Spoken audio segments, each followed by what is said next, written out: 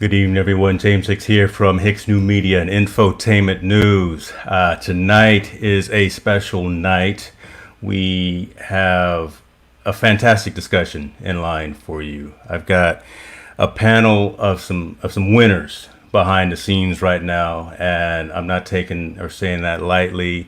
Tonight, we're going to talk about healthy consumption and plant-based diet, plant-based nutrition, vegan versus vegetarian, understanding how you can take better care of yourself inside, right? What you put in your body, you are what you eat. You've heard that forever. And without further ado, let me start bringing on folks so you can definitely see who we've got. Good afternoon to you guys. Good to see you. Hey, James. Awesome. You know what? Let's start as always, and the right way. Let's start ladies first. If you guys could just introduce yourself, say your name and where you are. I'm Dana, and I'm in Los Angeles, South Bay. We might as well go on to you, Mr. Eric Sorry. Burks. I don't know which one. Yeah, my name is Eric. Yeah, we're here in the South Bay. To be specific, we're like in the borderline Redondo, Torrance area. Kind of enjoy this beach life, but glad we're here talking about healthy eating choices. Yeah, and to be even more specific, you're about 10 feet away from each other right now, right? Yeah, you Right. can. I love it. Mr. Thompson. Yes, good evening. And by the way, I can tell you guys,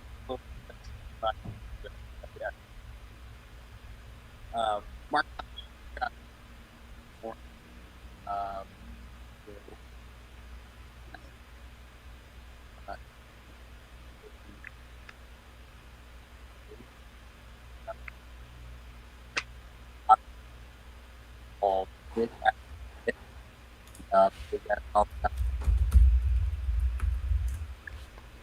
Now, Mark, I'm not gonna make fun of your cellular provider. I'm not gonna say you on like Boost Mobile or any of those other companies because we could be looking for some sponsorship from one of these days. But you might have to adjust that connection, brother, because you did not come through as clear as you could. We'll get back to you though, Mr. Roberts. Yeah, James, thank you for having me on with this panel. I look forward to the discussion. Clifton Roberts here, based in Marysville, California, right outside of Sacramento. And can't wait to share my story, my plant-based story, with you and your audience. Thank you, sir. Thank you, sir.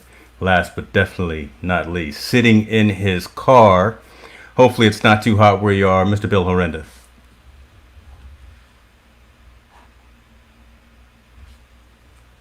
Oh no, this is just terrible. This is just terrible.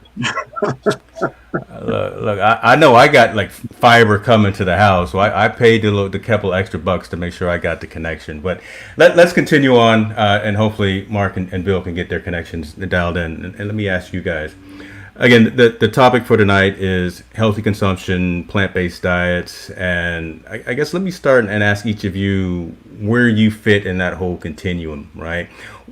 What does your nutrition regimen look like, and also when and why did you make that switch, right? So if you're not focusing on, as you possibly should, if you're not focusing on Burger King and McDonald's and the fast food, but you're looking more towards the healthy intake, why did you make that choice, and when did you make that choice in your life? We'll start again with you, Dana.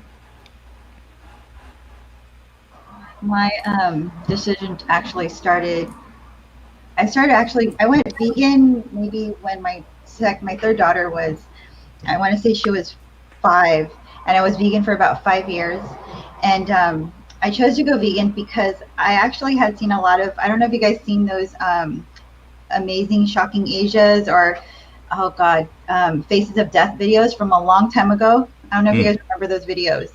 So after learning, I guess, about like mortality, I used to be able to watch like surgeries and stuff and not be grossed out. And then after seeing like somebody die, I just like, ugh. And then knowing that animals, cry for their moms, I just honestly, I felt like I wanted to puke when I would eat like flesh. So I was vegan for about 5 years, just vegan. And then I got pregnant with my last daughter, and then for some weird reason I was craving meat. And my Mia, my third child, she was actually eating a burger. I said, "Can I lick that?" And then she's like, "Okay." So I started eating meat again, and we do, like, right now we incorporate meat on occasion, but for the most part, I do. We eat vegetarian-ish, vegan, vegetarian. We do more so plant-based than meat. Okay. Mr. Thompson, are you you ready to make it happen? Well, I moved around the house here. Okay.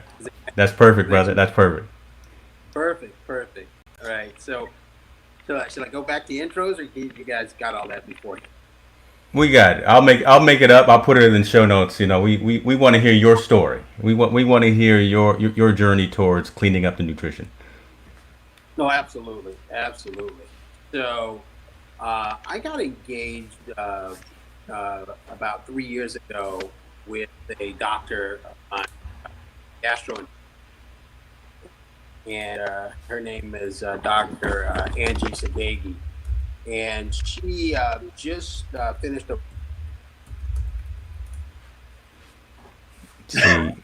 See, there we go, right? Hey, James, I sympathize because I've been. Well, see, you are like seriously on a farm. He's not on a farm. He's down in the in the hustle and bustle of Los Angeles. And Cliff, I want you to go last, right? Because I want to hear your story and kind of tail that into kind of what Dana was saying, and I really want to kind of culminate with you. So I'm gonna go next to Bill, if we could. Yes. Hi, everybody. My story, I guess, is real simple. Family history of heart disease. My wife and daughters are vegan, and I got to a point where sky-high blood pressure, was about 40 pounds over my playing weight in college, and kind of weighed the most I ever had. So with their encouragement, went the plant-based route and got down to my playing weight, not the weight that I would be at the end of the season, but probably the weight I was on campus back in the day, entering my senior year. And blood pressure sky high to normal, and all just by kind of following their lead, and then also just making those choices each day, which I think sometimes initially can be really daunting, that I'm going to avoid meat, I'm going to avoid seafood, I'm going to find marinara sauce and other items that are very low in sodium, but then was fortunate enough to kind of reap the tangible benefits health-wise, seeing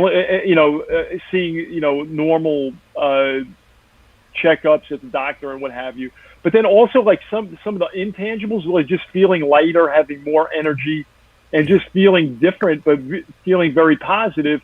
And then almost coming full circle, I didn't do it with a environmental focus or a ethical focus, but then recognizing that, hey, this is certainly better for animals to go plant-based, and it's also better for the environment in many ways. So I kind of got to those towards the end of this, and I've been in it now, I would say probably about 3 years and change that I've been plant-based. So I hope that answers the question. Yeah, no, definitely. That brings the context, right? And again, once Mark gets able to get connected, I mean, it's really interesting to hear your perspective as you talk about getting back to your playing weight, right? Because from an athlete's perspective, and Mark was also he was a star quarterback back in school as well. So just understanding the dynamics of knowing your body and knowing what your intake is, and then how you actually perform out there on the field and things of that nature. Now's a good time, Cliff. I think, let's kind of wrap these up, and then EB, I'll come back to you as well. But Cliff, I'd love to hear now your story, because it resonates with, I think, everything that has been said thus far. Yeah, thanks, James. So at 30, and remember, I'll be 53 this September. At 30, I just made a decision. I had some some practice up until then, saying I was going to be vegetarian or whatever. And my wife and I, we had read this book by Mary Lou Henner. If you guys remember her from Taxi, right? So this was going on 23 years ago. And I'll never forget the part of the book that said, you know, if you're thinking about going vegetarian, you should think about eating completely 100% plant-based. And she talked about dairy. And she said that the milk of a cow, by genetic design, is designed to turn its 40-pound calf, which has 4 compartments in its stomach, into a 2,000-pound beast in less than 2 years. So if you imagine us as mammals, if you just look at it from a biological perspective, right? Us as mammals, imagine what that powerful liquid, the secretion of another mammal designed to feed its children to grow into this behemoth of a beast, right, in 2 years. What does that do to us when we are not designed to consume that type of liquid? And I thought about it, and I thought back to my acne. Eric can attest to this, man. When we were in high school, man, I had acne, and I always was worried about busting my blackheads. And then I was also diagnosed with what medical practitioners, and I call them practitioners for a reason, diagnosed me with asthma. And they told me that along my path that I was allergic to nature. They used my mom and dad. Wow. Used to take me into these men and women who read a lot of books and received this title doctor, medical practitioner, right? You know, they did those tests, the allergy tests, and they told me I was allergic to grass, to dogs, to cats, to birds, to, you know. And so after reading her book, I thought to myself, I said, you know, that might be a reason why I'm always congested. And so I said, you know what, babe, let's do it. Let's take this plunge together, right? And we did. And 2 weeks later, kid you not, threw away my inhaler for the first time in my life for as long as I can remember. My skin started to clear up, and I never looked back. Now, what Bill mentioned, initially it was for those selfish reasons. I was thinking of myself. I was thinking of my own health. And the more that I started to try to preach to other people, meaning my family members and my loved ones. James, Eric, you remember this. I came to you guys and I'm like, yeah. And no, Dana, your husband used to make fun of me. He'd be like, oh, Cliff, you eat like a bird. James would say it. Willie would say it. All my closest friends would make fun of me. But, you know, and that's all in fun. We did that with each other. But it came full circle, like Bill mentioned, and I started to learn more about what happened to the animals. So it became more of a crusade for me to not only be compassionate towards myself and my family members and my loved ones and my friends, but also to think about other sentient beings. And, you know, my acronym for muscle, for meat, MEAT, is muscle and epinephrine of animal tissue. Because that's what it is. We're really eating the muscles of other animals that have been traumatized right before they're about to die. They're injected with their own hormones of survival, and no matter how much you homogenize milk or try to clean meat, you're not taking none of that out. So I mean, that's the spiritual aspect of it. Yeah. But this September will be 23 years as a plant-based person and as a vegan, meaning as a person who also considers the ethical implications. As a vegan, probably about 18 years. Okay. Right? And meaning I really pay attention to the clothes that I buy. I really pay attention to, you know, as much as possible within my power not to even consume other types of products. So that's the difference also that I see with plant-based and being vegan. Vegan is a complete commitment to live your life according to humane values, to really consider the planet, really consider animals, whereas plant-based is really just thinking about yourself and in the way that you consume things to protect your insides. That's interesting insight, because I never kind of looked at the two separately, right? In terms of a definition. So that's really intriguing the way that you put that. Yeah. Eric, let me ask you your journey, right, towards healthy living, healthy nutrition. I know you're heavy into training. You're heavy into, again, building the body and things of that nature. But what got you on a path to cutting out the quick eat and go type of stuff? For me, again, the selfish reasons, like, working out and training, it started out that way. And I tried to go do a vegetarian thing. And then I was watching what was I looking? I was looking at either it was Instagram, I think it was Instagram or Facebook. And I saw a clip. I was like, he's running. I was like, what the heck? And then there, he's talking about vegan, being vegan. I was like trying to, listen to all the stories that they were telling about, the environment and the stuff that we do to the environment. Then then you start seeing it and recognizing what people are doing. I mean, I'm like, we have to be the only creatures that have to overabundance. You go to these places, and we were kids. We were like eating. I would literally not finish a burger or something and just throw the rest of it away. I'm like, and when you look at, and I'm not saying all like meat eating people are bad people. I mean, back in the day, there was a reason to, at that time was the reason to eat meat. When they consume, people were one with nature. And, you see the stuff like that was on Avatar. I mean, that's real. People said, hey, you know what? We want to consume this. And it was, no one sat there and said, let's kill 300 deer so we have food for like 5 years. But anyway, my journey started because it did start with my energy levels. Okay. And Cliff was not lying when he said in 2 weeks. In a matter of days, when I stopped drinking milk, eating eggs, eating meat, and all that, my energy levels, I posted a video of me benching 3 plates like it was nothing. And then I said, let me test this. I went back and I had, I don't eat red meat. I eat chicken. At that time, I ate chicken and stuff. So I ate chicken, and I was so sluggish that day. It was hard for me to wake up, go to the gym, and start and working out. I lifted the same 3 weights. Dana will tell you. I said, oh my God, I did it like 4 times. Got off the meat. I was hitting it like I was doing it like my whole life. I was like, oh, crazy. And I've literally seen the change in my body, how I felt. I would always get puffy. You guys see me when I'll work out back in the day, and I'd get puffy, but never lean, lean. Right. I'm probably the leanest I've ever been in my entire life, in 53 years, right? So, but that selfish aspect, that's the start.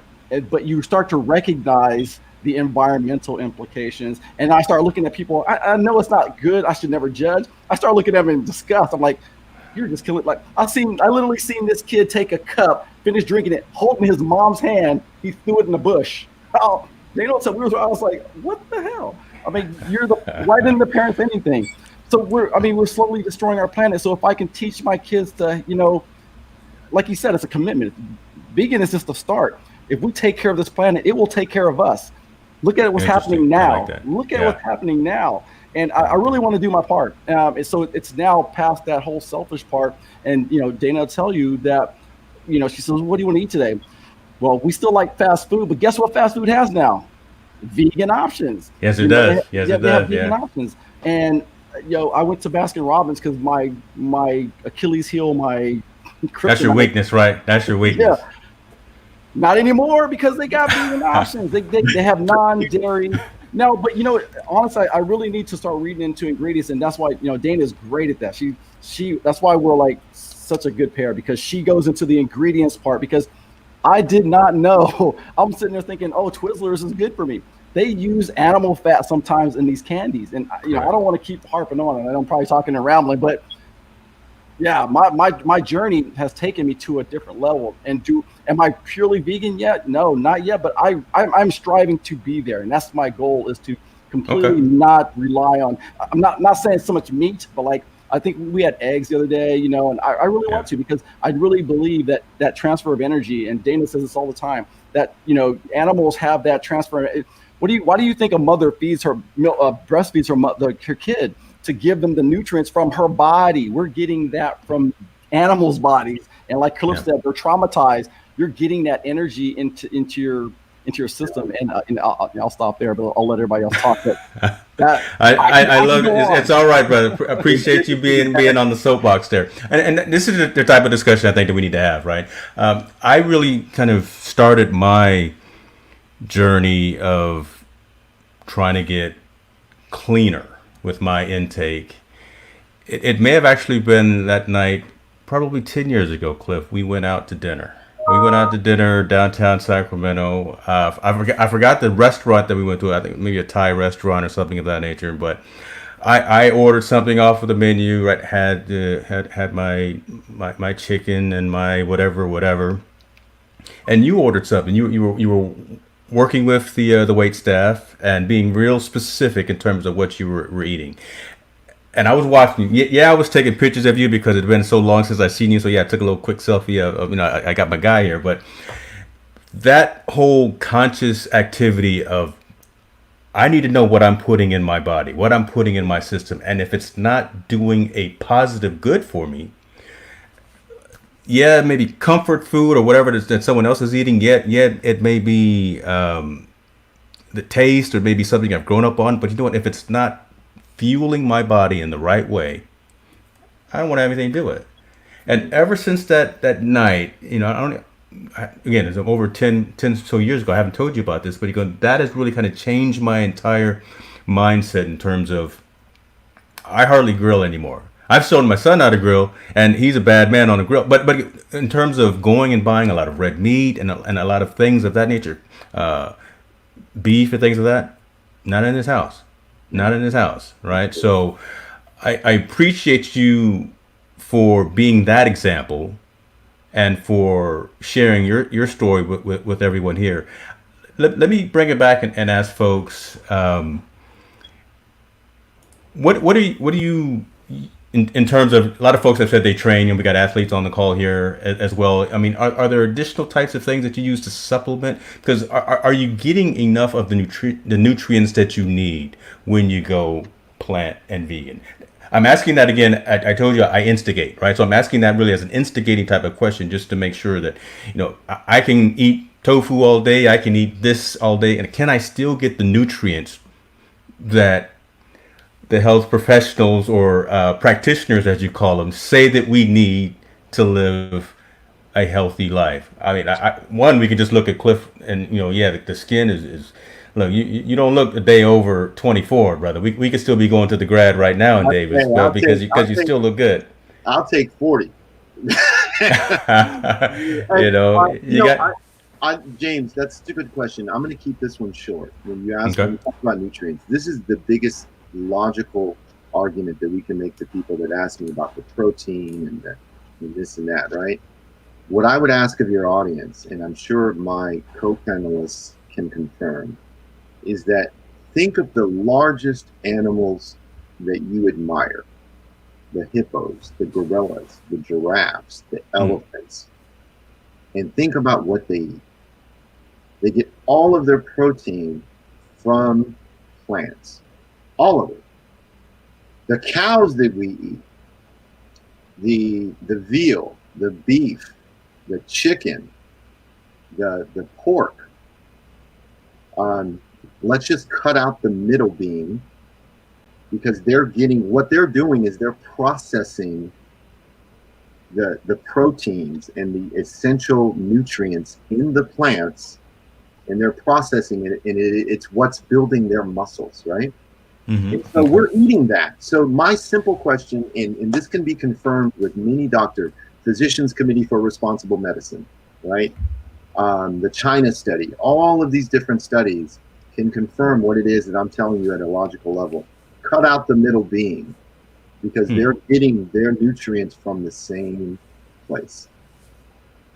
Okay. Interesting. Mr. Mark Thompson. If I can add. Yeah, go ahead, Eric.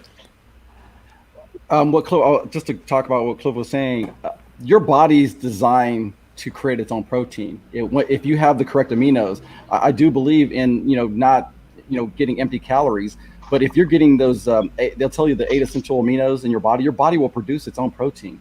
There was the most powerful man in the world. He was a big guy, vegan guy. This guy asked him, he goes, "Hey man, you're strong as an ox. How'd you get that way?" He goes, "You ever seen an ox eat meat?"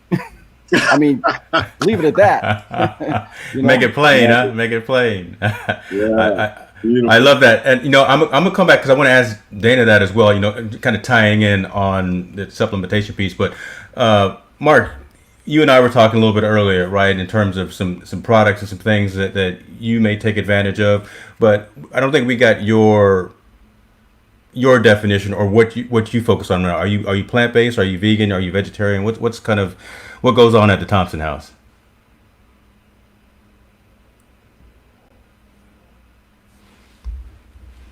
Mark, you got it? I guess he's not there. We can't hear him. So then I guess let me come to you then, because we were talking before the show started about the different. We were talking a little bit before the show about the different types of proteins, right, that we take. Especially if we're training, if we're lifting, if we're exercising, things of that nature. And the difference between kind of your wheys and your plant based and your different caseins and things like that. You're the one that's on the panel that's certified personal trainer. So I'm coming to the expert in the room. What do you recommend for yourself and for your clients as well when it comes to a protein based supplement? If you're starting out, going into protein based and plant based, let's say, and you're not used to it, I honestly, for a lot of people, my first recommendation is to get away from the milk. Go with the plant based, oat, almond. My go-to is almond, but my daughter's like getting the oat. Cashew's a little thick. Eric does a chocolate milk cashew and he's like, this is too thick for me. So he likes the almond. That's the first step, I think, if you're trying to get into the whole plant-based, is to switch up your milk. And then the second thing would be to get out of the casein. Casein, actually, you probably Google it. I forgot what article. It was a long time ago, but casein has been found to promote every level of cancer, every stage. It's been able to promote, enhance the mutation. So any kind of casein milk, I steer away from. It's just the inflammation. I took my daughters off of milk when they were young. They don't get sick. Yeah. That's a big deal. In regards to the protein, it's very important for us, especially us older folk over the 40s. We're fighting something called sarcopenia, which is the disease of aging. So what's happening right now is you're losing a percentage of overall muscle mass. So by the time you're like 80, I don't know if you've ever felt an older person, they're just like skin and bone, and they're really soft because there's no muscle. They found also that if you use a combination of HMB mixed with lutein, I believe, and vitamin D, you can mix that with a plant-based protein. I think you can use any plant-based protein as long as you look for the fillers, like the chemical fillers. Oh God, I can't think of one right now, but there's one that I really, as soon as I see it, like a maltodextrin. Yeah. We steer clear of those. Just you want to have like the meat and potatoes, not meat. Sorry, it's bad. Not meat. But that's one of my things that I say is just you want to have like the real nutritional core. Yeah, you don't want to have empty calories in any way. It's just a waste of energy. So that's pretty much my take on that. And just get your nutrients from food. Eric and I are both very busy. We actually have he has work and we have businesses we're running from home. So I understand people are, you've got your kids. It's hard to always cook clean food all the time or always prep it or whatever, because you can't prep it. It's nasty when you eat it later. Honestly, I can't eat prepped fresh food. It doesn't taste as good. It has to be fresh. And so one of the things we do, we have a green drink and it has your spirulina, all that green stuff, all that good green stuff, and we get our nutrients from there also. So that I would, in regards to supplementation, and we do a garlic clove in the morning, drink our water. So I love it. Trying to do that whole anti-inflammatory kind of products in our bodies.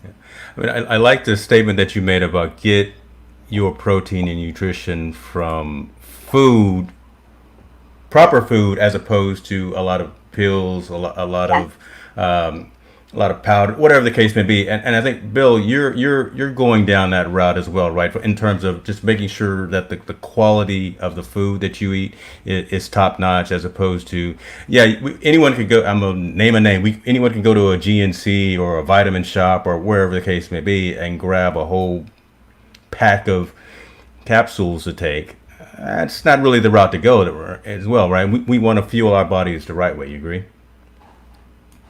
Yeah, totally. And this is where I get a little skittish in that, I'm not a doctor, I'm not a nutritionist. And, when people like Dana talk, I really listen. And I think it's kind of the fun part of this is when you get into it and you listen to folks like Dana or Dr. Michael Greger, you learn a little bit more. And also, I think you're right, James. I remember watching a documentary on PBS. There was a Cal professor of nutrition who said basically, don't buy anything that's advertised. If you see an advertisement, don't buy it. And if you're in the supermarket, stay out of the middle. You want to go to the fruits and veggies, which are typically exactly at the outside. So what I see and what I'm trying to learn is, for example, vitamin D seems to be a challenge for a lot of people, and for plant-based folks, that could be tough. Also, the B12 scenario. So I'm trying to learn and follow the thought leaders on this, and like Dr. Michael Greger has been tweeting about, for example, the link between stroke and a B12 deficiency in vegans. And what does that mean? Oh, wow. And you know how it goes. Okay. One day you have a study that says coffee's good, another day it says not good.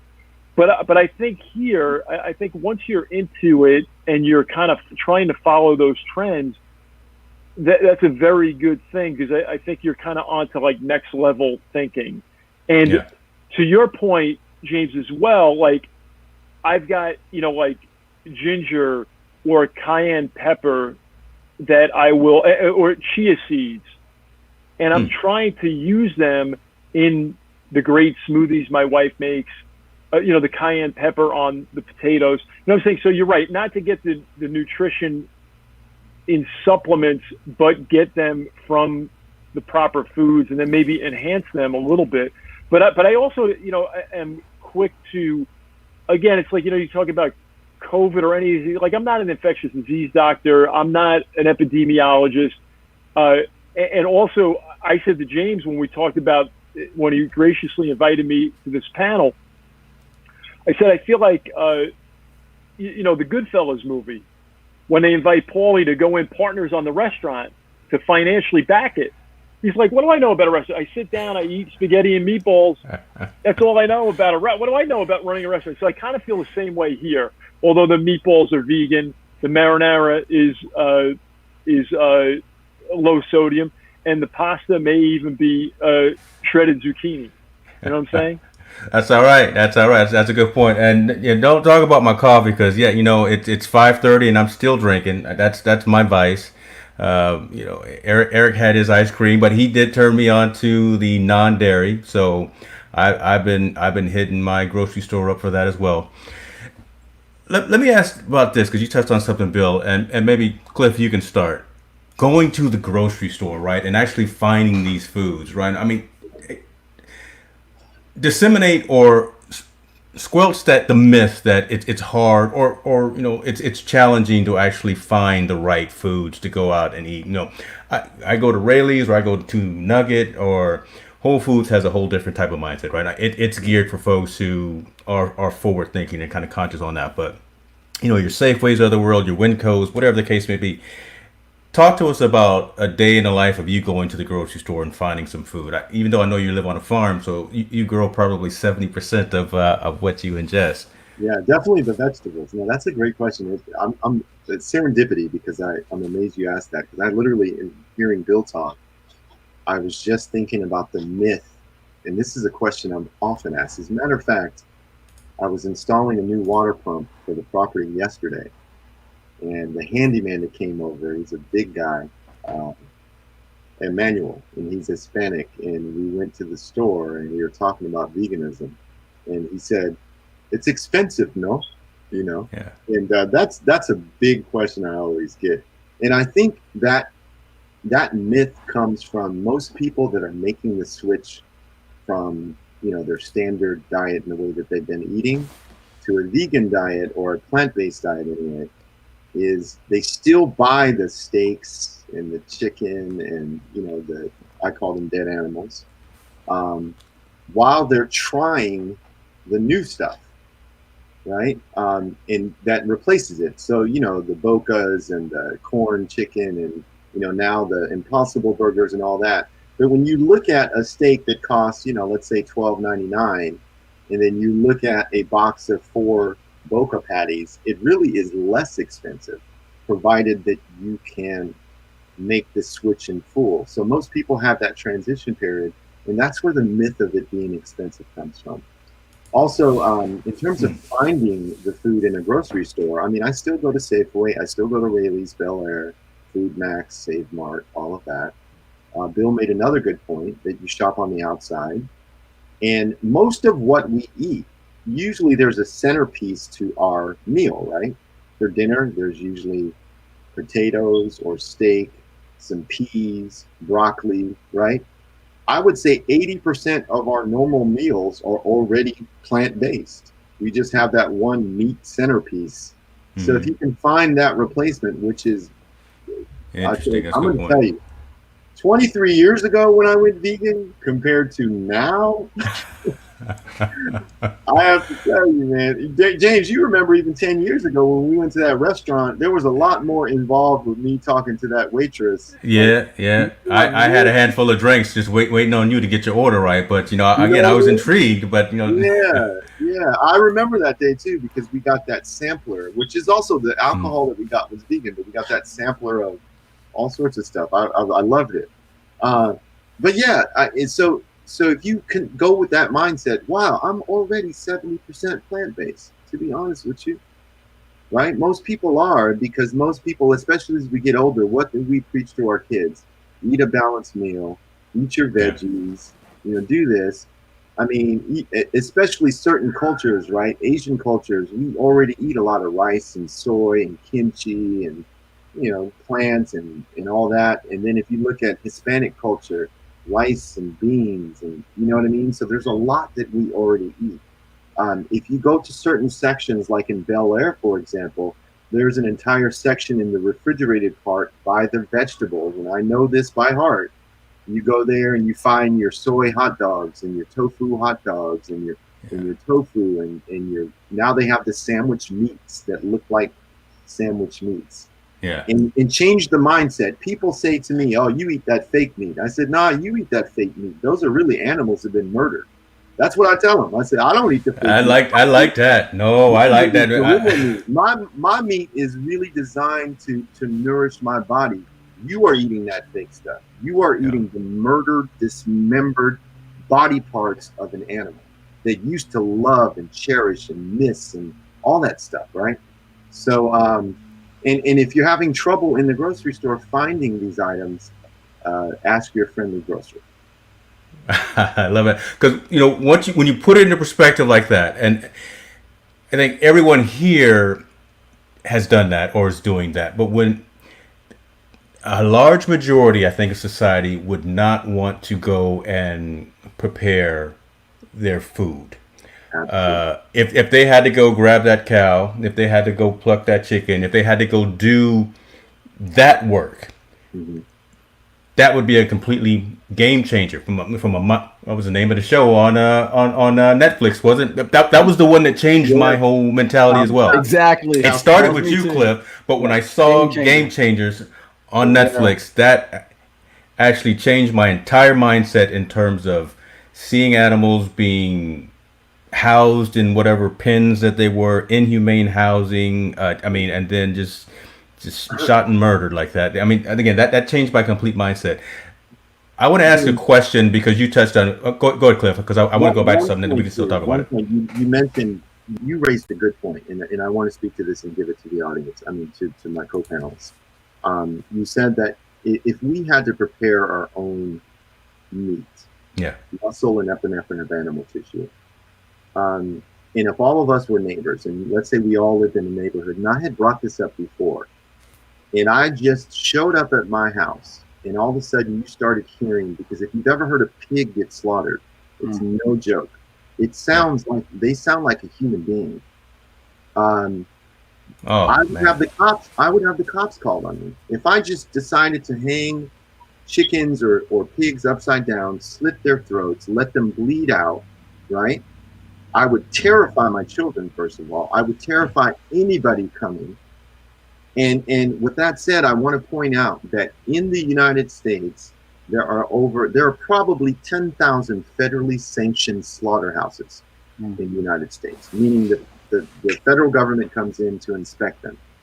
That means, let's just say, for argument's sake, there are 5,000 people working at each of these slaughterhouses, right? Okay. So that's 50,000 people that have been federally sanctioned, where it's okay, legally okay, to kill animals. Those are the people that have been given the job to kill animals. And we've seen with COVID what's happened to a lot of those folks.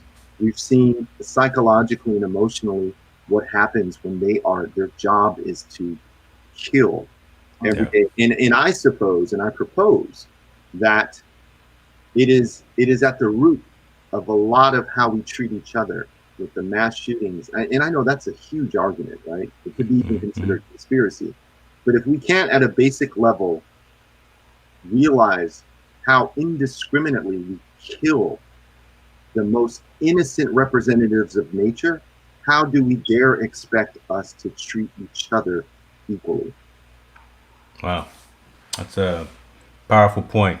That's a powerful point, and a relevant point, right? Again, it hopefully makes everyone think about the humanity of it, right? Again, and your definition of, plant-based versus vegan, because it's a whole conscious mindset in terms of that. We had a question that came in, and I think someone talked about the Impossible versus whatever the other burger is. Beyond. The Beyond Burger. I've had them both, and I won't say there is one that I don't like as much. I forgot which one it was, but your thoughts on that, right? Again, these large scale organizations and corporations, one, they're losing revenue because folks are now becoming more conscious about what they put in their body, but this whole shift, I guess, towards a different type of a product on the shelves. Look, when I went to high school, soy burgers were the thing, and I love my soy burgers. It is what it is, right? But haven't had one in a while. But Eric, let me ask you: have you tried the Impossible or the Beyond? We've tried them both, and I think it was the Beyond meat that it didn't taste so bad until you smelled it, and then you know how your smell and your taste kind of go along. It tasted like the smell of dog food. I kid you not. So we were cooking. I was like, "Oh my god, it smells like. Oh my god, is that dog food?" I swear, we were blown away when we first had it because there was like seasoning and stuff. I was like, "Oh man, here's my vegan choice. Here's my my meatless choice." And then I was like, "Oh wow, this is starting to taste." All you like need is to put some seasonal on it. That's it. Seasonal and paprika, but that's all you need. Yeah. So so we just do that to dog food now. No, but yeah, it was bad. The Impossible Burger, it wasn't so bad. But the Impossible Burger, not too bad. And I think they have them. You can get them like in all kinds of different we saw a bunch of stuff in the stores. I think we leave. There's some things that Dana will get at the store that's meatless. More of the veggie like the veggie burger I had today and stuff. We don't really buy the Impossible Burger for home. It's like if we eat out, we'll say, "Oh, this place has the Impossible Burger," so we'll grab it and then try to be conscious of the other stuff that they have in it, like the breads and things like that. So dog food. Sorry, go ahead. No, so I didn't know you could actually. I thought it was branded. I didn't think you could buy it at the grocery store. The Impossible. No, I thought it was just a Burger King. Beyond you can buy, but the Impossible Burger at the fast food marts, the fast food, the fast food stores and stuff like that. Yeah, I'm dropping names. Burger King. I'm dropping it. If they sue somebody, they'll sue me. They're all starting to do it. They're all starting to get that Impossible Burrito, the Impossible Burger, the Impossible Hot Dog. We actually go to the Habit, and the Habit has it's a veggie burger. It's a veggie patty. I like the veggie patty a lot. The veggie patty is my go-to, all the time. And then, I eat enough of that I'm satisfied. But Dana's always wondered because, I'm like 200 pounds. She goes, I don't think you ate enough. I'm like, I don't sit down and have huge meals. This little woman, she'll sit down. And I'm like, oh my, how are you putting that away? Where's it going? But yeah, the Impossible Burgers are at the. All right, don't get in trouble here, brother. Look, I'm not. Don't You know she I'm looks good. watching. I'm watching. I'm Yeah, Filipino. Sorry. You know she looks. She has a nice. I've seen videos of Dana, lifting and doing squats. She could take you. Don't watch it now. I can't help you. I'm 600 miles away right now. Let me ask this, because again, another great question from another member of the Burks family. Thank you very much, Sonny. GMOs. Who can or want to answer that? Would that be you, Dana, or you, Bill, kind of to talk along that line today? I'm going to dish this to Dana. I'm not sure on the GMO deal. I think the GMOs is the genetically modified. Yeah. Pretty much, I'm not like an expert. You're constantly learning, so I want to just put that out there. I do have my cert in nutrition and physical education, like physical training, personal training, but I'm not like a doctor.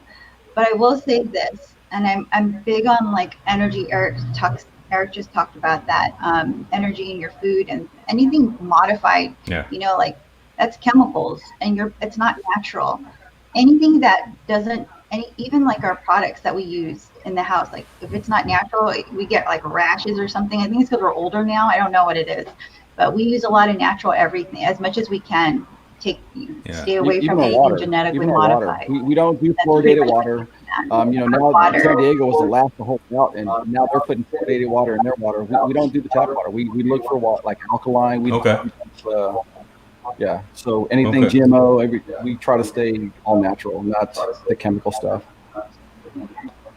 You can try to do like vegan, get as much as not do genetically modified foods. They're just bigger. They might be bigger. Let's say you get organic blueberries, for instance, and they're smaller. Or and they'll actually, if you taste it, the bigger ones taste more like water. They don't have that flavor. And then you get organic blueberries, and they have a powerful flavor of blueberries. You can taste the difference in between an organic banana and a regular banana. Yeah. Bill, and that's where I was going to go. Oh, sorry, James. Just on like taste and it's amazing the flavor that say cauliflower has, or a potato. And Dana, for you, and Evie to have the palate, and Cliff, you as well, to have the palate to discern between some type of modified banana versus a normal banana. Like, I think sometimes it's hard to articulate, like we started to talk earlier, about just the energy and how much better you feel eschewing. I had to drop in a vocabulary word for James. There it is. Eschewing dairy, just simply that, and recognizing the taste of some Chipotle veganese versus mayonnaise or some other condiment that may not be good for you, and sometimes it's just hard to articulate that and explain that to family and friends. And then also there are just times, and I think, Cliff, you said it earlier, that you just have to think about, okay, this decision that I'm making, is this really, or James, maybe you said this as well, or alluded to it, that you've got to think about, okay, is this good for me in the short term and the long term?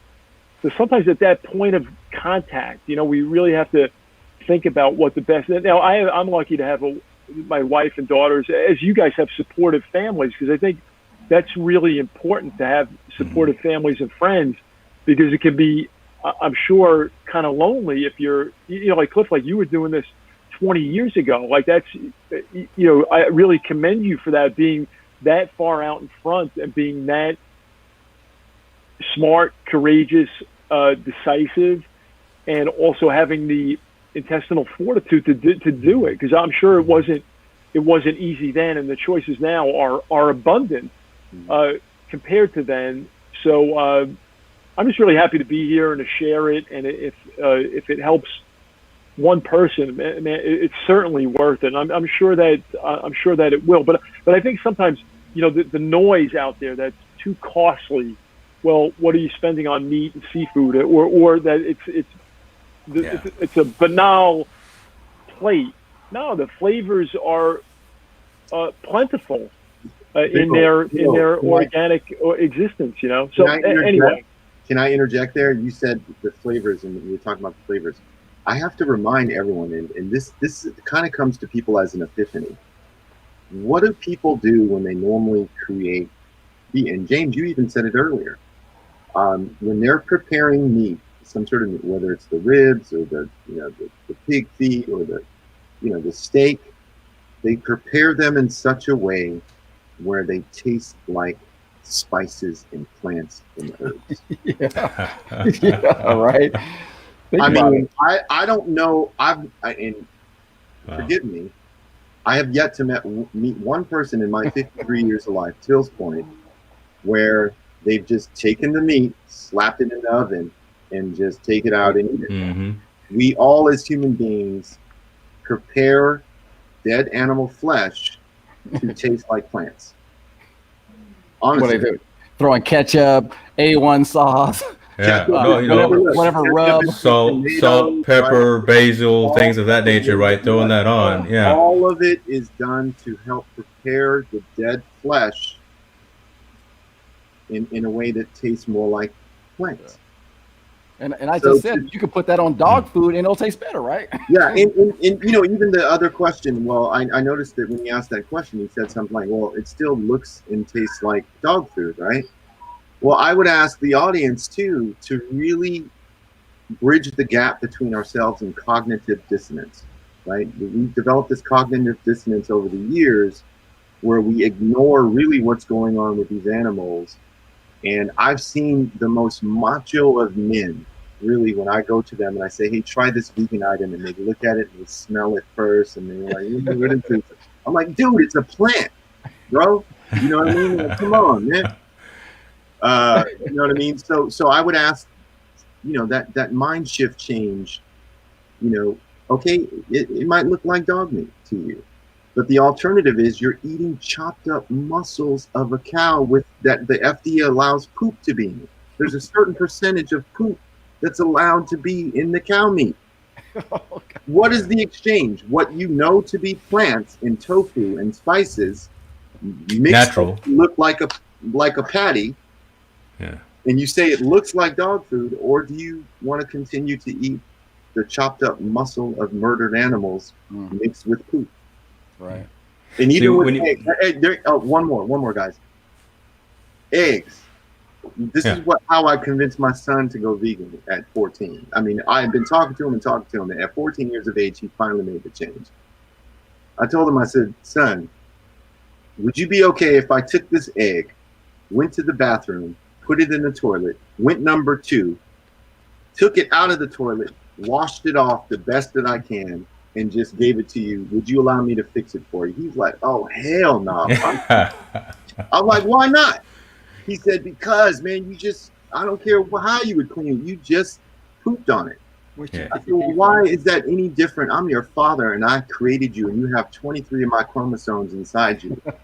Why is that any different than what the chicken does? Because there's no difference in where the egg comes out from the chicken. They poop and they give birth out of the same canal.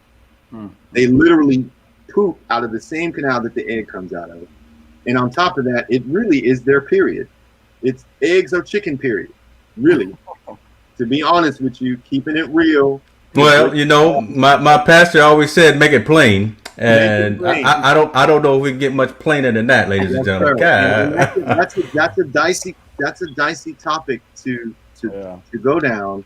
But one thing that I want to do is I want to keep it real because I care about people's health, right? And we are eating, the unborn babies of chickens when we eggs. We're eating the milk and secretion of cows for their babies when we consume milk or any dairy product. And we're eating chopped up muscles of animals when we consume meat. So I just wanted to really, we got to start telling the truth with each other. And that's again why I wanted you guys on this panel to have these hard and awkward conversations, right? let's kind of wrap up with this, because you guys even talked about it shouldn't be difficult to go out and find the right things at the grocery store. It shouldn't be difficult to go to a restaurant and find something that's appropriate for you. Maybe we have reached one, right? Maybe we have got to someone to say, you know what, okay, now I hear it. It's hard though, right? But it shouldn't be hard, but it's hard. Give kind of some guidelines, just one or two steps that you could say for someone tomorrow who's got to go make that grocery run. Just a mindset or some guidelines for starting to make that shift. I mean, I would liken it to quitting smoking, right? It's going to be real tough to go cold turkey. Again, I hate to use that term, but again, man, all the synonyms are just flying off the hook today. But for someone to start so abruptly. But Daniel, let's start with you. A guideline for someone who again is stuck on their ways that they've been through for the last 20, 30, 40 years of life, and now are hearing it and say, you know what, I'm gonna try to clean it up a little bit. What would you recommend that they do? I guess I could start with how we did it with Eric. So when we first started dating, he was like, "Oh, I'm gonna make you a smoothie." I'm like, "Oh, okay, thanks." And then I was watching him make the smoothie, and play yogurt in there. I'm like, "Yeah, he's putting all the milk in there." I I'm never put milk like, in my smoothie. okay. So well, there was Yogurt. But you with the put dairy, yeah. yogurt. So I don't do yogurt, and then so I just educated him a little bit on the milk, and then he started doing almond milk. Like I said, I really think we have to just take one step, just start with one thing. And I think a staple in everyone's diet is milk. You put milk in your coffee, you put milk in your cereal, you drink milk with cookies. I really think changing that one, and then just slowly replacing an item that isn't vegetarian with something that is plant-based. That's a good point. I like that. Eric Burks, let's go to you. Since you swear that you never put milk in your smoothie, I know you're getting 10 feet away. Hopefully she don't throw a shoe at you. No. Yeah, go ahead. Juice. I put juice and I put. What kind of juice? Yeah. What kind of juice? Orange Okay, juice what kind of or- juice? Juicy water. Yeah, and then I'll put like a yogurt in there. And I thought I was eating good. I thought I was being healthy. But anyway, that was a long time ago. To me, I feel like it's a paradigm shift because, like, I think Cliff said something about, there was a big guy and he's like, oh, he goes, man, it's plant. I think it's a mindset that society puts like, oh, eating plants is, what is that? It's not the thing to do, And I think if more people would maybe, say, hey, you know what, it's not that bad. It's great. It's, and I think as time goes by and we're seeing it now because you got, they got stocks in Beyond Meat, there's stocks in Impossible Burgers. Everybody's going vegan. It's changing. It's going to take a paradigm shift for people to think, oh, it's the thing to do. Remember being overweight was the thing to be, right? Women. And then now they want thin women. And now I know I'm going back, but it becomes this trend, I think. Everybody's like, as they go into this trend of now, oh, everyone's eating, vegan. It may be a trend, but I think they're shifting that way and trying to eat healthier and live longer, and feel better. Because I didn't hear all that stuff when I was growing up. All I heard was, they got all the commercials: eat an egg, drink milk. All you can eat, right? Yeah. What was my cereal was like Captain Crunch at the time. I'm thinking, oh yeah, we're just eating good.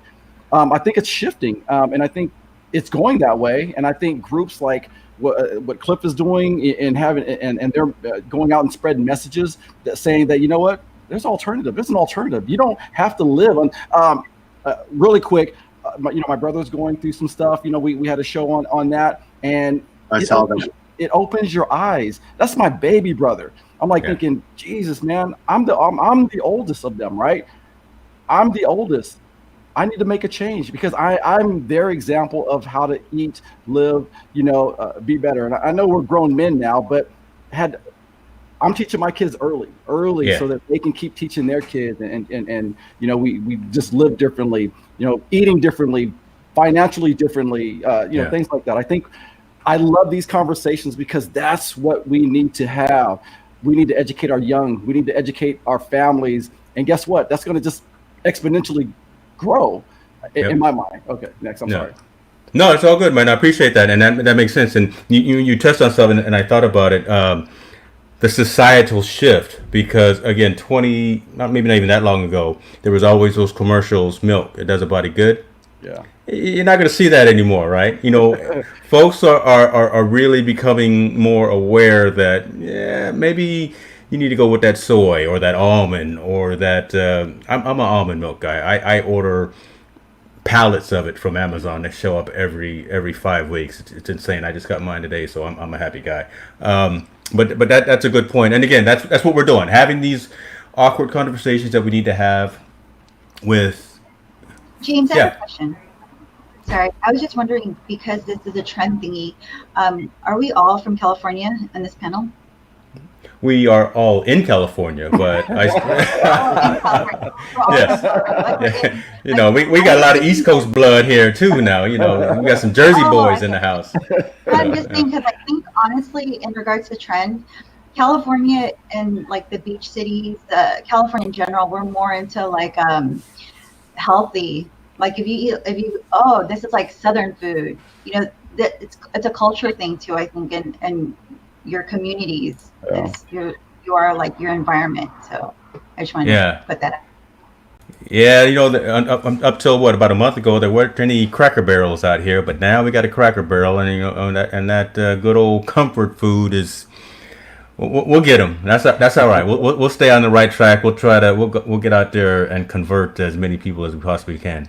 Mr. Harinda, give us some of your thoughts on that one or two thing that you would tell someone who is considering making a change in mindset. I would say eat what you like, but just replace it with non-dairy products. So the mozzarella cheese, the Dia mozzarella cheese is tremendous.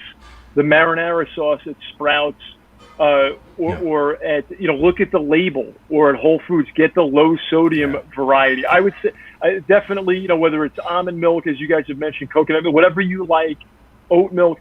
I would say eat what you like, but supplant the dairy part with non-dairy. Just keeping it's simple would be my advice. And I think that two quick things. We have to see yet observe, right? It's like Watson has climbed innumerable times to 221 B Baker Street, but he's asked by Holmes, how many steps is it? He doesn't know, but Holmes tells him it's 17 because I have seen and observed. You have only seen. So in other words, take that action, be bold. And, finally, I just want to thank you guys. I'm very thankful for my wife and daughters who, luckily, being in LA, wife and daughter, like you said, environment, culture, I'm very thankful. And as Cicero once said, the thankful heart is not only the greatest virtue, but it is the parent of all the other virtues. So how fortunate are we to have this time together, to be able to have this conversation, and to be able to be cognizant and make these decisions. So I would encourage, obviously the panel is going to keep going. And anyone that is thinking about it, I would encourage them to go in and to go deep on it. Yeah. I told you guys, you won't have to bring in a thesaurus and an encyclopedia when you got Bill Harinda in the room. I try to raise my game to as high as I can. Appreciate you on that, sir. Mr. Roberts, let's close with you, I guess, from your perspective, because you've got a wide breadth, I think, of involvement, right, in the activism of proper nutrition and the difference between, again, the plant-based versus veganism. So your thoughts on how to assist someone. Yeah, absolutely. So the first thing I would remind everyone is most vegans are not like my daughter or my two youngest children, Emery and Liam, who are now 2 and 3. I basically started over, right? They have, and I'm privileged and honored to be able to say that they will never in their life experience what it is to eat another soul. That is beautiful to me. So I want you guys to consider that. I want your audience to consider that I didn't start on this journey Eric can tell you, my mother is Asian too. She's Korean, and Koreans throw down with some meat. Bulgogi is one of my, up until I was age 30, bulgogi, which is a very famous Korean barbecue dish, was one of my favorite dishes. You add in my dad's side, which is, he's from New Bern, North Carolina. Come on, man. Ham hock, chitlins, pig feet, ribs, all that. And so there was a period in my life where I had to make a tough decision as well. But I think of the framework of HELP, HELP, right? If you focus on health, if you focus on the environment, you focus on lifestyle, and then personal choices, which includes ethics, right? I think if you remember that we are creatures of habit, we're creatures of culture and tradition, and most importantly, selfishness.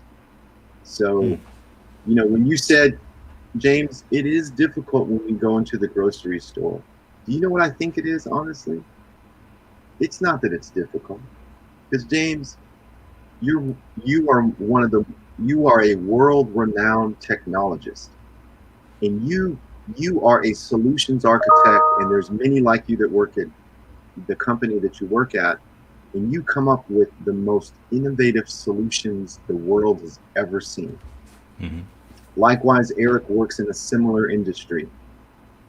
Bill works in an industry where he gets to create and interpret characters that never have been imagined, and myself working for Intel, right?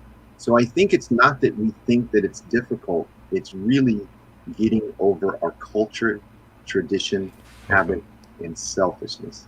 Wow. Because we don't face, and I'm being honest, we don't face it, and I went through that myself at 30. So that's what I would say, and I would reinforce Bill's point. Replace what it is that you're doing. I love Dana's point about start with milk, maybe, because milk is huge. Yeah. So, let's just be honest with ourselves. Let's be honest with our kids. Here's another one. When my daughter and I used to go in the grocery store, I wouldn't lie to her about what it was. Rather than me use the label of steak, which is a term, I would tell her, baby, that's dead cow. And so when she started to grow up at 8 years old, when someone would say, hey, baby girl, you want some of this? She'd be like, is there cow in it? At 8, you know what I mean? Yeah. So let's be honest with our kids. Let's be honest with the people around us, and it will really help shorten the distance of that cognitive dissonance that we all go through when it comes to our diet. I appreciate that. And I appreciate each of you for your time, for your tutelage, for your information and sharing your story, right? It is not taken for granted at all. This is an ongoing journey, right? As long as we have another day to go out there and make something happen, let's try to be better. Let's try to encourage and support that sphere of influence that we have around us. And if we can help someone to improve themselves while we improve ourselves, let's do that. I will definitely put in the show notes kind of some links to some key information and to some resources that you guys will share and have shared with me. So again, we can I'm gonna steal a term from a good friend of ours, Mr. Kevin Bracey. We're gonna try to teach one and reach one. And on that note, you guys, hopefully he doesn't sue me for using his slogan. But you changed it a little bit, so it's all good. I did, right? So I changed it. Hopefully I don't get caught up in some litigation. You guys, thank you very much. Appreciate you. Be good to yourselves. Thank you. All right. Have a good one. Thank you, Gabe.